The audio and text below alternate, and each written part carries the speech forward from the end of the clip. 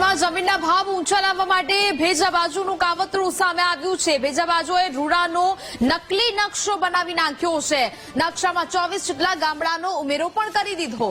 રાજકોટ, પડધરી, લોધિકા, કોટડા, સાંગણી ગામેના રૂડાની જે હદમાં બતાવવામાં આવ્યા છે અને બોગસ દસ્તાવેજો કરીને ભેજાબાજોએ નકલી નકશો તૈયાર કર્યો છે।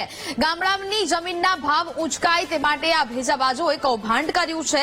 કૌભાંડમાં હજુ સુધી કોઈ પણ પ્રકારની કાયદેસરની કાર્યવાહી નથી કરવામાં આવી।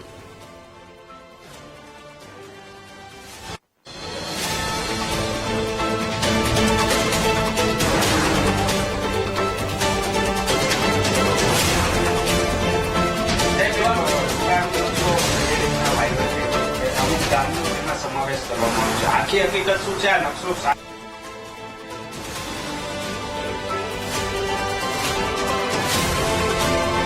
તો જે પ્રકારે હાલ તો આ સમગ્ર કૌભાંડ છે તે કરવામાં આવ્યું છે। નવો નકશો બનાવી દેવામાં આવ્યો અને નકશામાં 24 ગામોનો ઉમેરો કરી દેવામાં આવ્યો। રૂડાની હદમાં અનેક ગામોને બતાવવામાં આવ્યા। બોગસ દસ્તાવેજો કરીને ભેજાબાજોએ આ નકલી નકશો છે તે તૈયાર કર્યો છે। ગામડાની જમીનના ભાવ ઉંચકાય તે માટે ભેજાબાજોએ આ કૌભાંડ કર્યું, આ ષડયંત્ર રચ્યું છે।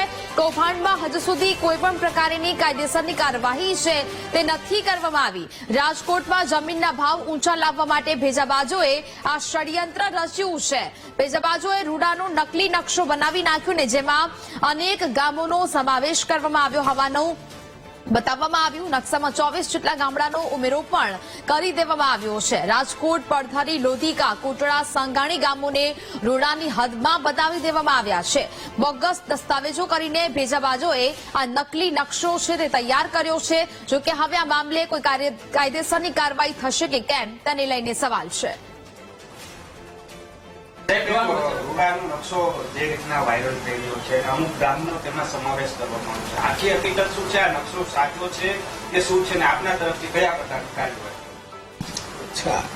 લગભગ 11 અથવા 12 તારીખે વોટ્સએપની અંદર આ પ્રકારનો એક નકશો અમારા ધ્યાનમાં આવેલો હતો।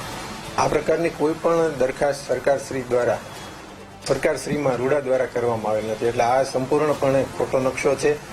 તમામ ખેડૂતોને પણ નમ્ર વિનંતી છે કે આ પ્રકારની નકશા જો વોટ્સએપ મીડિયા અથવા સોશિયલ મીડિયાની અંદર ફરતા હોય તો એમને ઓથેન્ટિસિટી રાજકોટ શહેર વિકાસ સત્તામંડળ કચેરીએ ખરાઈ કર્યા બાદ જ એમને અમલમાં મૂકે એવી એક નમ્ર વિનંતી છે।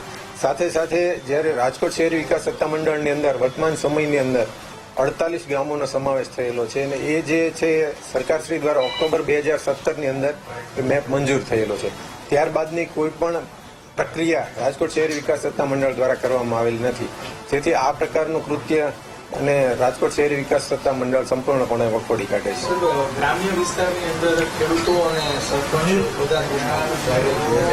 આ ખોટી રીતે શું એનો ઉદ્દેશ્ય શું હોઈ શકે જે લોકોએ આ વાયરલ કર્યો છે નકશો?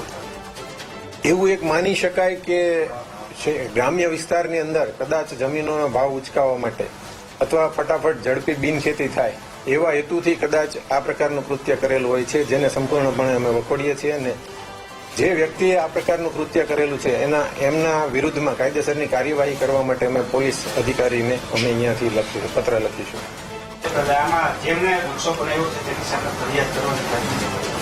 જી, કાયદેસરની કાર્યવાહી કરવા માટે અમે પોલીસને જણાવીશું। Thank you.